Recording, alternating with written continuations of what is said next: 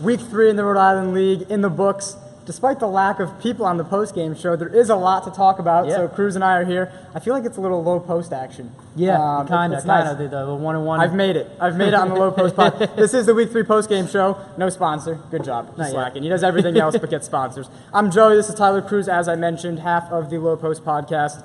Brian and Gino declined to come on. They just got out of a battle, as you can see, with the halfway crooks. We'll start right there. A 3-point game. I think we scored 6 points in the third quarter total, meaning the halfway crooks, and we're down 20-something. Yeah, it 24. It looked bad. Like, I was thinking it was going to be, all right, quick fourth quarter, they're going to be able to run the clock under 2 minutes. Nope. I was wrong. And you could tell, too, the bench was getting cocky for the Werewolves. They were kind of turning the ball over, playing loosely. And you guys came down, Jared hit the 3, and you saw the laser focus in his eyes, and then you hit the 3, there's the and one dunk, and then it was all of a sudden like a 12-point game with 2 minutes left. And that's what you like about this league. You can get a couple runs on the fast break, and since it's 4-on-4, things happen so quickly. And it was a great game, great finish. And like I was saying, after the third quarter, if they can score that much in the third, we can score that much in the fourth. Exactly. And that's kind of what happened. I mean, Jared comes out with an N1. It's like, all right, like if we're going to do it. And that's how, it goes. You only have so much time to put that run together to give yourself a chance, and that's what we did the last possession. I mean, you saw Heston's defense on full display, a block on the 3 in the corner to tie the game, and then we get a deep 3 because he was all over the ball. So, I think it put him on display. He's a really great defender, really lengthy defender, and you don't really get to see defense on display as much from one person in these games, but when it comes down to it, late in the game, your best defender is going to step up and showcase himself, and that's what happened. Sure. And you mentioned the Werewolves being cocky, but they were hitting a ton of shots, and they looked like a team at their peak. When they're rolling like that, hitting shots as any team, and potentially without one of their best players here tonight either. And Shane Patrick, new guy. Exactly, new guy. Shout out to the pod, breaking news now apparently. So the other relatively close game may have been a surprise to some, Boom Shakalaka and the Bucket Chasers. So Boom may claim it was never in doubt. I mean, they were doing their 4-in, 4-out units. Lucas Martin was doing his thing, Nate Stitchell, Trevor D'Amico with some posterizing dunks as always. But the Bucket Chasers really held in. This was the game you didn't see. Yep. But, Sergio. Yeah, I like what I've seen from the Bucket Chasers so far this season. They're athletic. They have guards that can play both sides of the ball, offense, defense, jump, do a little bit of everything. And me and Brian were talking about it on the podcast. They match up very well with Boom Shakalaka. So at the end, when I heard it was only a single-digit game, I wasn't too surprised. I was shocked because it's Boom, but Bucket Chasers are a good team. Just because they're new doesn't mean they're not good. And they got, christened into the league against Lob 203. Yeah. Which, not Lob 203, that's a Connecticut team. Lob City, too many lobs going on. That's one way to start your time in the league.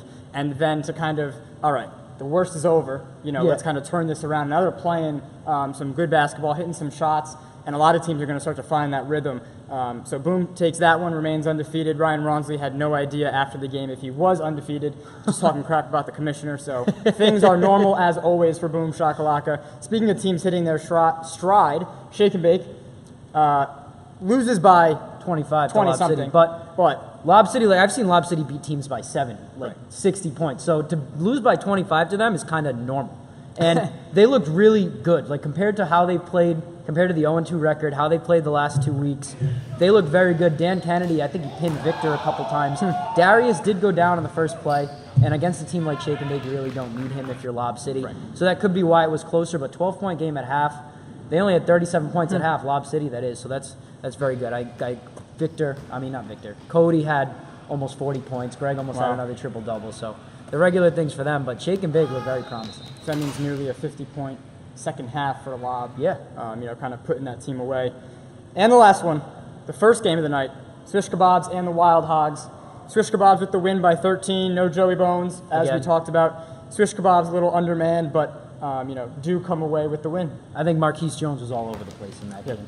Flying high, he was on defense, he was getting rebounds, he was dunking over whoever wanted it. And I think until Joey Coro shows up, it's going to be the same story for the Wild Hogs. People are having their way in the paint with them. People are having their way on defense with them. It's just, you need that one piece. For sure. And so you want to tease anything about the pod? This week? No, I don't know. Regular pod. Listen to it. Low Post Podcast. It'll be out Friday, Saturday-ish. We try to get it out there as soon as we can.